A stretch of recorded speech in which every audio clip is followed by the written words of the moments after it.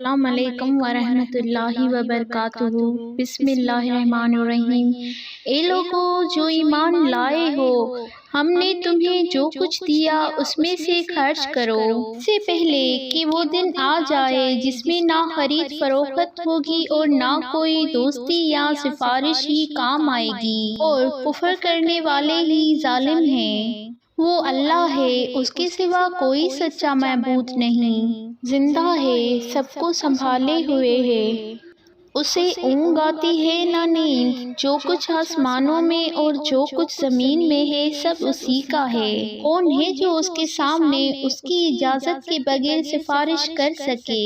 وہ جانتا ہے جو کچھ لوگوں کے سامنے ہے اور جو کچھ ان کے پیچھے ہے، اور وہ اس کے علم سے کسی چیز کو اپنے احاطے میں نہیں لا سکتے سوائے اس بات کے کہ جو وہ چاہے۔ اس کی کرسی نے آسمانوں اور زمین کو گھیر رکھا ہے، اور اسے ان دونوں کی حفاظت تھکاتی نہیں، اور وہ بلند تر نہایت عظمت والا ہے۔ دین میں کوئی زبردستی نہیں، ہدایت گمراہی سے واضح ہو چکی ہے۔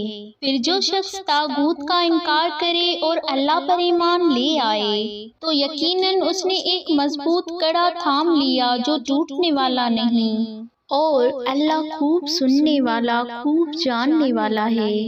اللہ ان کا دوست ہے جو ایمان لائے، وہ ان کو اندھیروں سے نکال کے روشنی کی طرف لے آتا ہے، اور وہ لوگ جنہوں نے کفر کیا ان کے دوست طاغوت ہیں، وہ انہیں روشنی سے نکال کر اندھیروں کی طرف لے جاتے ہیں، وہی لوگ دوزخی ہیں، وہ اس میں ہمیشہ رہیں گے۔